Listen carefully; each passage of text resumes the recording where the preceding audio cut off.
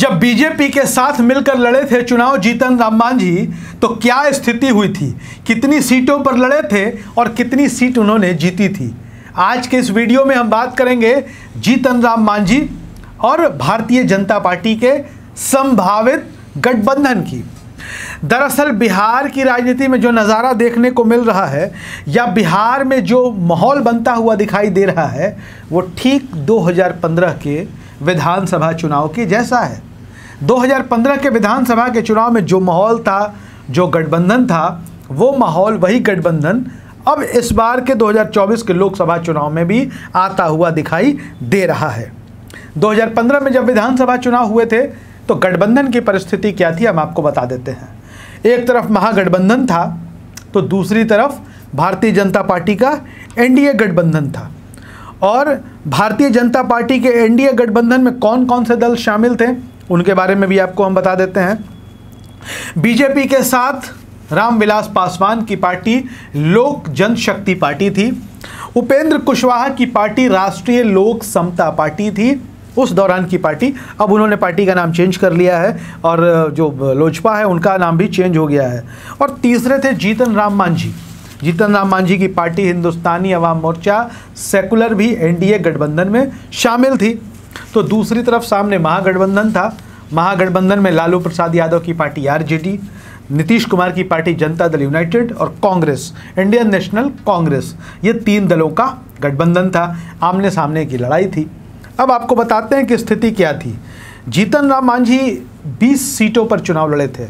एक सीट पर मैनेज भी किया गया था उनके उम्मीदवार को। तो कुल मिलाकर कहा जाता है 21 विधानसभा सीटों पर जीतन राम मांझी की पार्टी हिंदुस्तानी अवाम मोर्चा सेकुलर के उम्मीदवार मैदान में थे।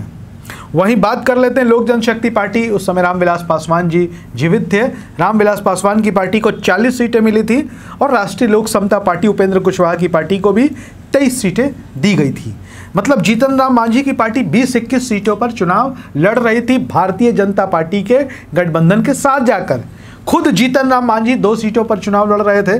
उम्मीदवार भी बहुत शानदार थे जीतन राम मांझी की पार्टी से।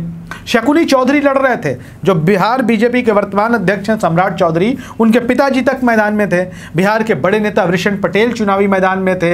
इंजीनियर अजीत कुमार कांटी से चुनावी मैदान में थे। अनिल कुमार टेकारी से चुनावी मैदान में थे। खुद मांझी 2 सीटों से लड़ रहे थे और मांझी के बेटे संतोष कुमार सुमन भी कुटुंबा से चुनाव लड़े थे। स्थिति क्या हुई? सारे लोग चुनाव हार गए, अकेले जीतन राम मांझी चुनाव जीतने में कामयाब रहे। फिर आपको बता दें कि जीतन राम मांझी उन 20 उम्मीदवारों में 21 उम्मीदवारों में अकेले ऐसे उम्मीदवार थे जो चुनाव जीतने में कामयाब रहे। एक सीट हिंदुस्तानी अवाम मोर्चा को मिली थी। वो भी आपको बता दें कि जो सम्राट चौधरी के पिताजी थे वो जीतन राम मांझी की पार्टी के टिकट पर चुनाव लड़ रहे थे। जीतन राम मांझी की पार्टी के टिकट पर चुनाव लड़कर शकुनी चौधरी तारापुर से 12,000 वोट से 2015 के विधानसभा चुनाव में हार गए थे। खुद कुटुंबा से संतोष कुमार सुमन वो भी चुनाव लड़े थे, वो भी 10,000 वोट से हारे थे। कांग्रेस के राजेश कुमार वहां से जीते थे। मखदूमपुर से जीतन राम मांझी खुद आरजेडी के उम्मीदवार से चुनाव 27,000 भारी भरकम वोटों से हार गए थे। इमामगंज से मांझी जीतने में कामयाब हो गए थे। उन्होंने पूर्व विधानसभा अध्यक्ष उदय नारायण चौधरी को इमामगंज सीट पर चुनाव हरवाया था। 20-21 सीटों पर चुनाव लड़कर मांझी अकेले जीतने में कामयाब हुए। और वही मखदूमपुर सीट जहां से वो 2015 में चुनाव हारे थे, मांझी ने 2020 में अपने दामाद को वहीं से चुनाव लड़ाया था, देवेंद्र मांझी को।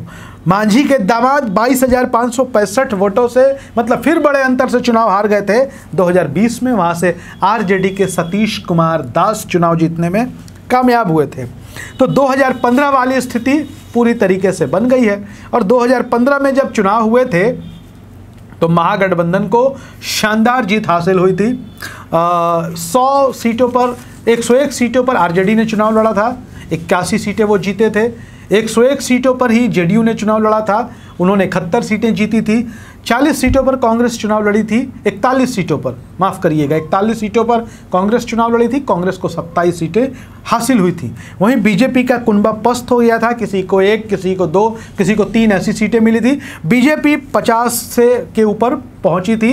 बीजेपी 160-65 सीटों पर लड़कर करीबन 50 सीटें जीतने में कामयाब हुई थी। ये स्थिति थी 2015 की। हालांकि महागठबंधन तब की अपेक्षा आज मजबूत है, क्योंकि लेफ्ट पार्टियां आज महागठबंधन के साथ है। 2015 में लेफ्ट पार्टी अकेले चुनाव लड़ी थी, 3 विधानसभा सीटें उनको मिली थी।